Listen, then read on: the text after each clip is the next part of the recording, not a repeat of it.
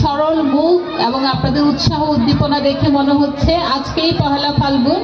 তা আপনাদেরকে আমি ফাল্গুনের শুভেচ্ছাও জানাচ্ছি। কাঞ্চন আইডিয়াল স্কুলের সুনাম আমি শুনেছি, বিভিন্ন প্রতিযোগিতায় আমি দেখেছি এই প্রতিষ্ঠানের শিক্ষার্থীরা প্রথম দিকেই থাকে এবং আজকের এই সুন্দর আপনাদের অনুষ্ঠান দেখে, আপনাদের প্যারেড দেখে আমি বুঝতে পারছি যে এই প্রতিষ্ঠানের শিক্ষার মান কেমন। এরকম শিক্ষা প্রতিষ্ঠান যদি প্রতিটা ইউনিয়নে একটা করে থাকে তাহলে আমার কাছে মনে হয় বাংলাদেশের শিক্ষা ব্যবস্থা বদলে যাবে। আমাদের যারা শিক্ষার্থীবৃন্দ আছেন আপনাদের উদ্দেশ্যে কিছু কথা বলি, কারণ আপনাদের সাথে আমার খুব কম দেখা হয়, কিন্তু আপনাদেরকে অনেক কিছুই বলতে ইচ্ছা করে। আপনারা যারা পড়াশোনা করেন, বিভিন্ন স্কুলে ভর্তি হন, সবার মনেই একটা স্বপ্ন থাকে বা অভিভাবকদের মনে স্বপ্ন থাকে যে আমার সন্তান অনেক সফল একজন মানুষ হবে। সফল মানুষ হওয়ার জন্য তো আপনারা অবশ্যই চেষ্টা করবেন। সেই সাথে একটা জিনিস অবশ্যই আপনাদের মনে রাখতে হবে অভিভাবকদের এবং শিক্ষার্থীদের, সেটা হচ্ছে সফল হওয়ার সাথে সাথে আমরা যেন আদর্শ মানুষ হই, আমরা যেন ভালো মানুষ হই এবং সুনাগরিক হই। সফল হতে হলে কিছু সূত্র আছে, সফলতার কিছু সূত্র আছে।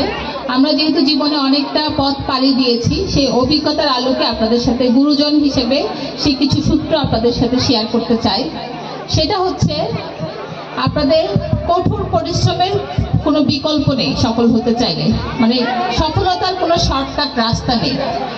আপনি যদি সফল হতে চান আপনাকে কঠোর পরিশ্রম করতে হবে, এবং সেই কঠোর পরিশ্রম আমি বছরে মনে হলো পরীক্ষার আগের দিন পড়লাম তাহলে কিন্তু হবে না। এই পড়াশোনাটা আমাদের প্রতিদিনই পড়তে হবে, আমাদের কনসিস্টেন্ট থাকতে হবে এবং সব সময় জীবনে ডিসিপ্লিন থাকতে হবে। এবং এই ডিসিপ্লিন শেখার সবচেয়ে শ্রেষ্ঠ সময় হচ্ছে আপনাদের এই ছাত্র জীবন। এই ছাত্র জীবন আপনাদের জীবনের সেরা সময়। এই সময়টাকে আপনারা কাজে লাগাবেন, ডিসিপ্লিন শিখবেন, আপনাদের বাবা মায়ের কথা শুনবেন, শিক্ষকদের কথা শুনবেন। এবং আরো একটা জিনিস, আপনারা যদি ছোটবেলা থেকেই সত্যি কথা বলার চর্চাটা করেন, একমাত্র সত্য কথাটা আপনাদের জীবনের অনেক মন্দ কাজ থেকে আপনাদেরকে দূরে রাখবে। আমাদের এই সময়ে এসে আরেকটা বড় চ্যালেঞ্জ হচ্ছে মোবাইল ফোনের আসক্তি। আপনারা এই মোবাইল ফোনের আসক্তি থেকে বেঁচে থাকবেন। আপনারা বিশ্বাস করেন, আমাদের অভিজ্ঞতার আলোকে বলছি, বাস্তবতার নিরীক্ষায় বলছি এবং বিভিন্ন পরীক্ষার ভিত্তিতে বলছি, একটা গাঁজার আসক্তি, একটা ইয়াবার আসক্তি থেকে মোবাইলের আসক্তি অনেক বেশি খারাপ।